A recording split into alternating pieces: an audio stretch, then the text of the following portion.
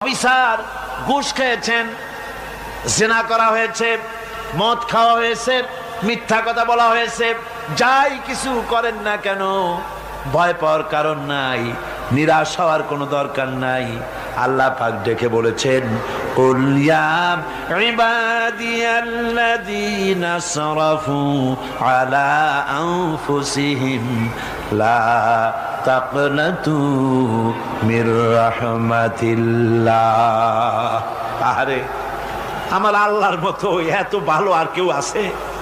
এত দরদ আর কারো আছে? আমার আল্লাহ বলেন, ও নবী আপনি শোনায় দেন,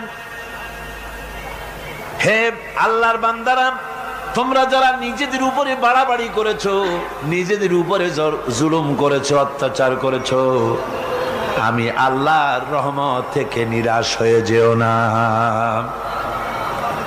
মানুষ যদি